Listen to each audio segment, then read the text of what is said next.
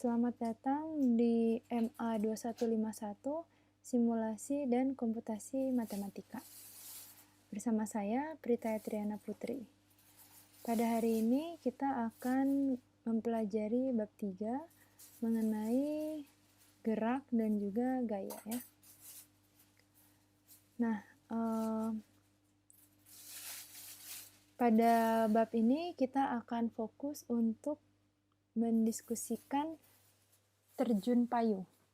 Nah, untuk mendiskusikan terjun payung ini, kita akan memodelkan gerak jatuh, baru kemudian memodelkan terjun payungnya. Dalam hal ini, kita akan membahas sistem dinamik untuk memodelkan pergerakan seseorang yang melakukan terjun payung. Ada dua fase tahap di mana seseorang ini akan melakukan terjun payung atau fase untuk memodelkan terjun payung tersebut. Yang pertama adalah tahap jatuh bebas dan kemudian tahap parasut. Tahap jatuh bebas ini misalkan Anda ingin melakukan skydiving dari helikopter, dan tentu ketika Anda ingin melakukan terjun payung tersebut, Anda tidak langsung ya membuka parasutnya, tapi Anda melompat terlebih dahulu dan melakukan gerakan jatuh bebas. Lalu kemudian pada ketinggian tertentu barulah Anda membuka parasut Anda. Itulah yang kita sebut sebagai tahap parasut. Sebelumnya kita akan melakukan persiapan terlebih dahulu, dimulai dengan memodelkan pergerakan bola yang dilempar secara vertikal oleh seseorang dari atas jembatan. Ada dua kondisi yang akan kita modelkan. Yang pertama adalah dengan mengabaikan gesekan udara, lalu kemudian yang kedua adalah dengan mempertimbangkan gesekan udara. Nah, sekarang kita masuk ke tahap persiapan dulu. Saya akan mereview konsep-konsep yang pernah kita pelajari ketika di tahap persiapan bersama, yaitu mengenai kecepatan dan juga percepatan. Laju perubahan dari posisi terhadap waktu disebut dengan kecepatan. Kita ketahui bahwa kecepatan ini disimbolkan dengan V, posisinya adalah S, dan waktunya itu adalah T. Di mana VT ini bisa ditulis sebagai turunan dari DS, DT ya, turunan posisi terhadap waktu. Laju perubahan dari kecepatan terhadap waktu disebut dengan percepatan, disimbolkan dengan A. AT sama dengan dV/dt. Jadi untuk menunjukkan kecepatan dan percepatan, kita bisa tuliskan sebagai turunan. Nah, kita sekarang akan memodelkan pergerakan bola tanpa gaya gesek. Tanpa gaya gesek di sini kita asumsikan sebagai kondisi yang tidak berangin. Turunan yang tadi kita bahas akan digunakan untuk memodelkan pergerakan bola yang dilempar ke atas oleh seseorang yang berdiri di atas jembatan. Sekarang latihan untuk Anda, karena kita akan membuat simulasi atau membuat model, maka kita harus tentukan dulu variabel untuk model kita. Tentukan 4 variabel untuk model ini beserta dengan satuan dalam sistem metrik. Berikan persamaan diferensial yang menghubungkan waktu, posisi, dan kecepatan. Ini secara tidak langsung, poin B ini sudah memberikan petunjuk ya untuk jawaban yang A. Kemudian berikan persamaan diferensial yang menghubungkan waktu, kecepatan, dan percepatan. Ini juga sudah diberikan pada slide sebelumnya. Dengan mengabaikan gesekan, mana yang merupakan konstanta pada saat bola jatuh?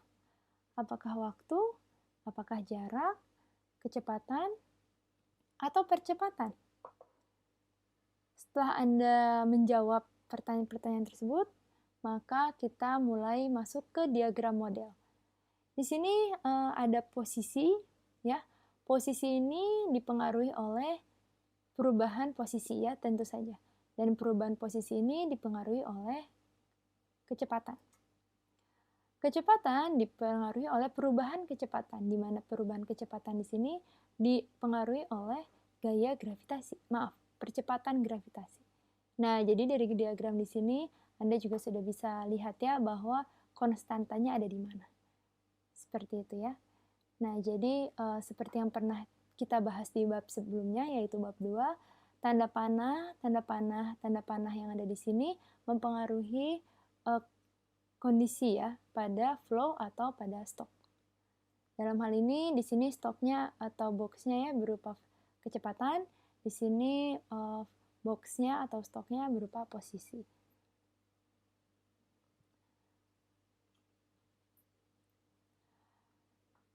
Misalkan saya memiliki percepatan gravitasi itu adalah minus 9,8 meter per second kuadrat.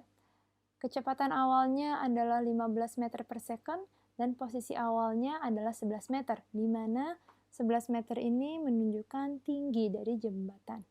Ingat bahwa percepatan gravitasi dan juga kecepatan awal ini merupakan vektor ya.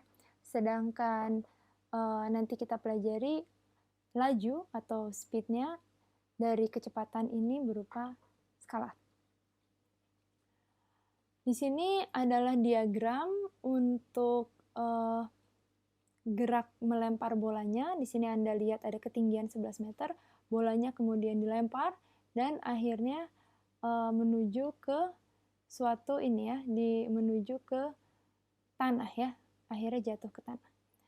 Titik-titik ini menunjukkan kecepatannya ya, jadi dia kecepatannya menurun, grafiknya bentuknya seperti ini. Nah, laju atau speed memberikan besar laju perubahan terhadap waktu, yaitu nilai mutlak dari kecepatan. Jadi jika kecepatannya grafiknya seperti ini, dan kecepatan itu vektor ya, jadi dia nilainya bisa negatif, namun untuk speed dia menunjukkan besar kecepatan tersebut. Jadi grafiknya ke atas di sini. Nilainya selalu positif. Nah, setelah kita belajar kecepatan dan juga percepatan, sekarang kita akan masuk ke hukum Newton dan juga Stokes, di mana di sini kita akan belajar mengenai gaya gesek ya. Nah, saya review kembali hukum kedua Newton, yaitu yang berisi sebagai berikut ya. Gaya yang disimbolkan dengan F, yang bekerja pada objek dengan massa M memberikan objek tersebut percepatan A, sesuai dengan formulanya F sama dengan M kali A. Berat adalah gaya, dan tidak sama dengan massa. Berat di sini dia memiliki vektor, dia memiliki arah, merupakan vektor ya, dan tidak sama dengan massa yang merupakan skalar. Gaya gesek juga merupakan gaya, tentu saja namanya juga gaya gesek ya, berarti dia adalah gaya, berarti juga dia memiliki arah. Di sini kita akan mempelajari tiga jenis friction atau gesekan. Yang pertama ada Stokes friction, ini formulanya adalah F sama dengan K kali V, di mana K-nya itu adalah konstanta, V-nya adalah kecepatan. Stokes friction ini biasanya diaplikasikan pada suatu benda yang sangat kecil, dia bergerak perlahan di dalam fluid ya. Misalkan contoh fluidnya seperti udara atau misalkan air. Kita juga punya yang namanya Newtonian friction. Secara umum dia memiliki formula F sama dengan 0,5 C kali D kali A kali V kuadrat. Nah, C di sini adalah koefisien gesekannya, D itu adalah kerapatan dari fluidnya, A itu adalah luas proyeksinya pada objek tersebut, dan V itu adalah kecepatannya. Newtonian friction ini biasanya diaplikasikan pada objek yang lebih besar daripada kondisi yang pertama. Untuk kondisi yang pertama ini sebenarnya bisa Anda lihat seperti partikel, sedangkan untuk yang kedua ini ya lebih besar ya daripada partikel. Dan objek tersebut bergerak lebih cepat di dalam media fluid. Yang terakhir, Newtonian friction through air. Di sini maksudnya adalah kondisi kasus khusus dari Newtonian friction yang di atas. Di sini spesifik untuk udara ya, jadi melalui media udara. Di sini formulanya adalah F sama dengan 0,65 kali V kuadrat, di mana A-nya ini adalah luas proyeksi pada objek tersebut, dan V-nya itu adalah kecepatannya. Di sini C dan D-nya dalam suatu C dan D-nya diasumsikan ya, D-nya adalah spesifik nilai dari kerapatan udara dan C-nya ini spesifik nilainya 1. C-nya sama dengan 1. Jadi di sini saya memberikan gambarannya. Jadi ini misalkan ada sebuah partikel, dia memiliki berat ya. Nah, di sini beratnya dan di sini adalah gaya geseknya. Dan dia walaupun dia memiliki berat, tapi karena ini adalah partikel, jadi dia bisa terbawa oleh suatu gesekan-gesekan udara, mengikuti gesekan udara. Tapi kali ini kita akan fokus pada Newtonian friction through air ya, jadi gaya gesek dengan udara.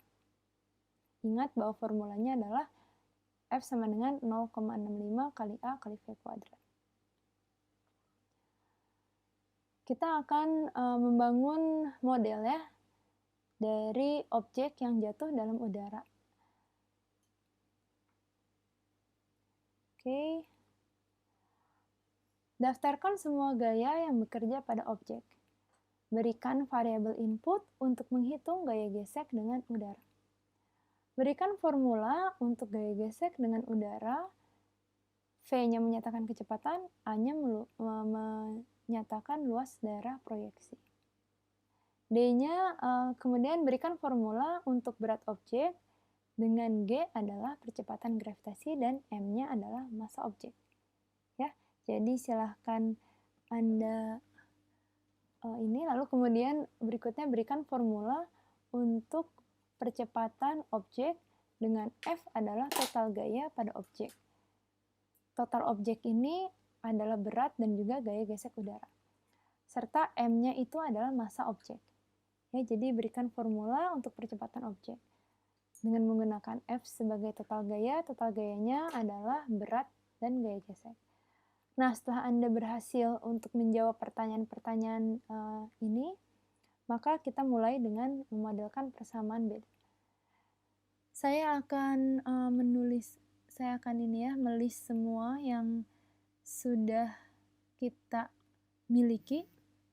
Ya, ini semua adalah yang sudah kita miliki.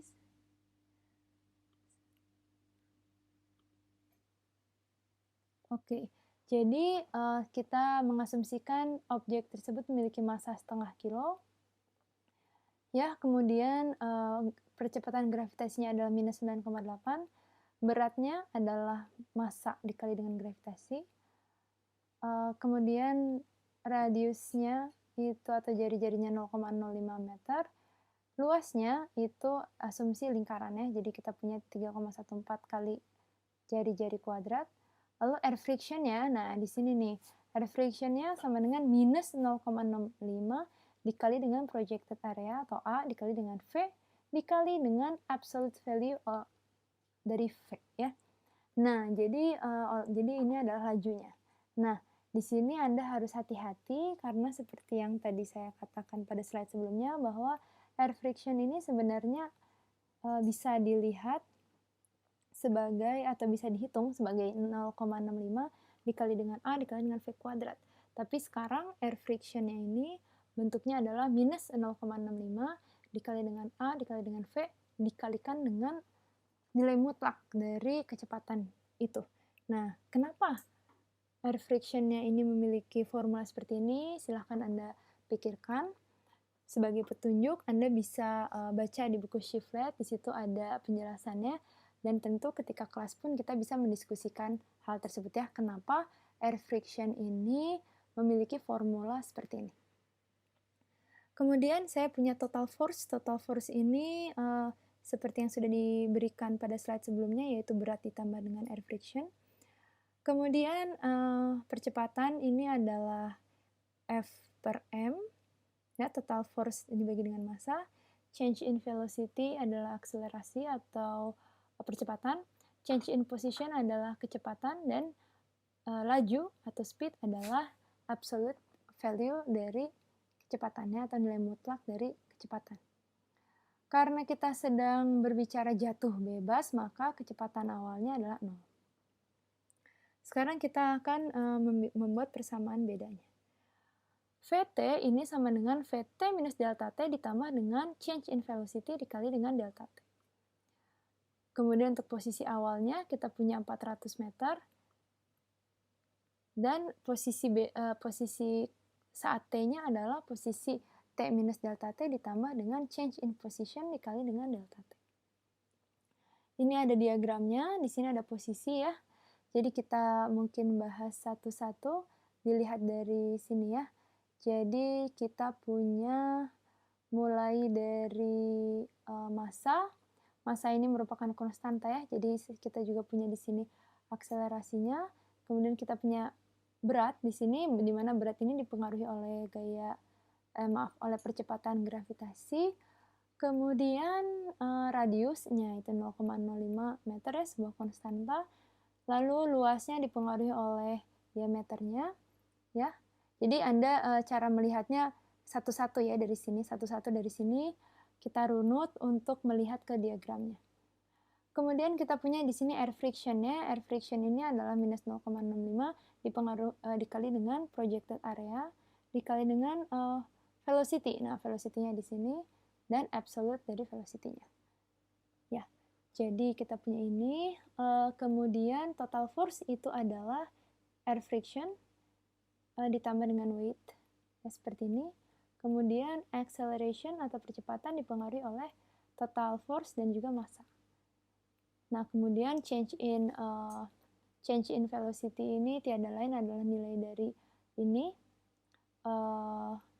nilai dari percepatannya, dan change in position itu adalah nilai dari si kecepatannya.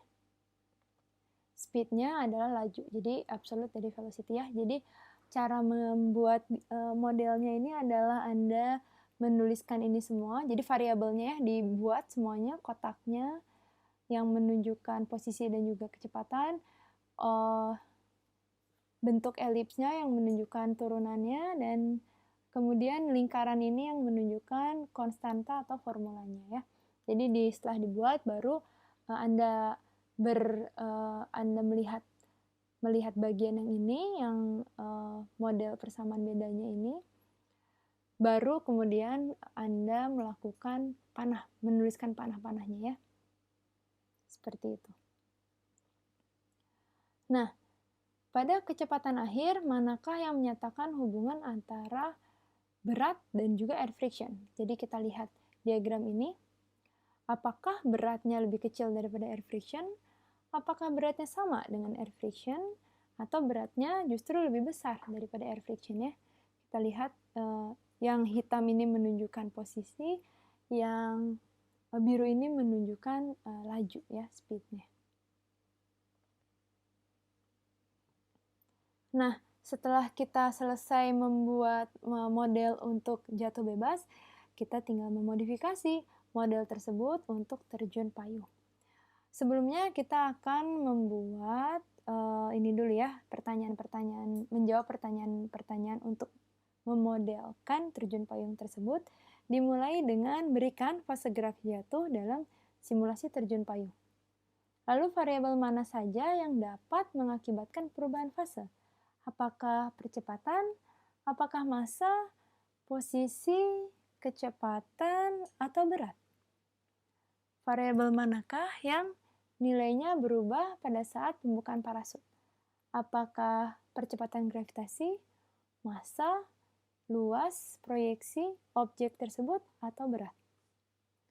Deskripsikan perubahan pada grafik yang diharapkan terjadi pada saat pembukaan parasut. Nah, jika Anda sudah selesai menjawab semua pertanyaan tersebut, maka Anda sudah siap untuk memodelkan terjun payung. Seperti yang saya sebutkan pada awal slide ini, untuk memodelkan terjun payung ini dari helikopter akan dipertimbangkan 2 tahap. Yang pertama ini adalah pada saat orang tersebut mengalami jatuh bebas, dan yang kedua adalah setelah parasut terbuka, di mana luas permukaannya menjadi lebih besar, akan memberikan gaya gesek yang lebih besar. Di sini kita asumsikan bahwa orang yang melompat dari helikopter ini melompat dari ketinggian 2000 meter ya. Dan kita akan mengabaikan perubahan kepadatan udara. Dalam model ini, perbedaan mendasar dari kedua tahapan di atas adalah luas ya, ada luas daerah yang terproyeksi pada arah pergerakan. Diasumsikan luas penampang seorang penerjun payung pada saat tangan terbentang dan kaki tertekuk di lutut, ini kita sebut sebagai stable arm position, ini adalah 0,4 meter persegi. Sedangkan luas parasut akan tergantung pada desain dan kita asumsikan ya kurang lebih 28 meter persegi ya. Jadi kita akan menggunakan angka ini pada model kita. Kemudian tali penahan parasut ini akan ditarik pada ketinggian 1000 meter di atas permukaan tanah. Oke, sekarang kita akan membahas diagram model dari terjun payung. Jadi jika Anda lihat untuk model ini, sebenarnya tidak banyak berubah ya dari model atau diagram model gerak jatuh bebas. Hanya saja ada variabel yang ditambahkan. Apakah Anda bisa melihat variabel apa saja yang ditambahkan?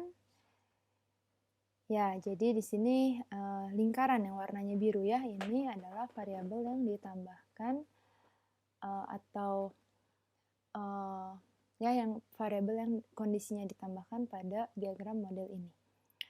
Dan sebelumnya di ini hanya projected area saja, tapi sekarang projected area ini dipengaruhi oleh position open dan juga position.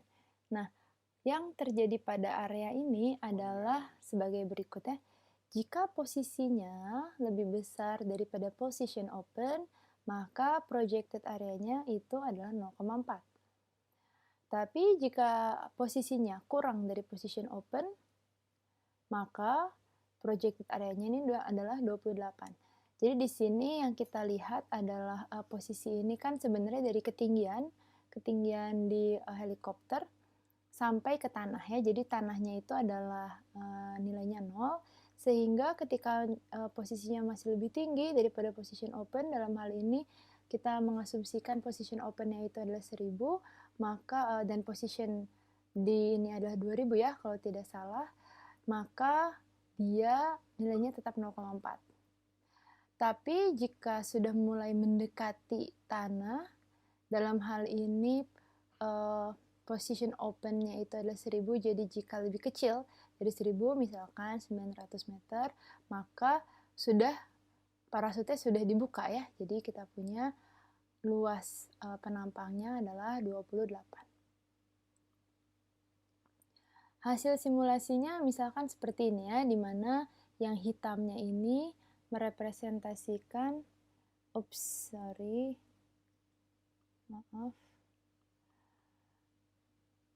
Yang hitamnya ini merepresentasikan posisi dan yang birunya ini merepresentasikan speed atau laju ya.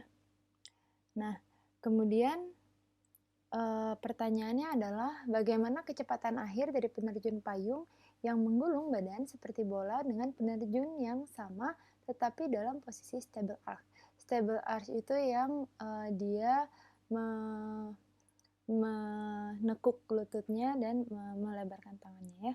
Apakah dia lebih kecil, sama, atau lebih besar? Pandang grafik hasil simulasi. Berapa waktu yang dibutuhkan oleh penerjun payung dalam keadaan jatuh bebas untuk untuk mendekati kecepatan akhir? Apakah 13 detik? Apakah 21 detik? Atau 40 detik? Lalu berikutnya pandang grafik hasil simulasi. Pada detik keberapakah penerjun payung membuka parasutnya? Terima kasih atas perhatian Anda. Sampai bertemu lagi pada video berikutnya.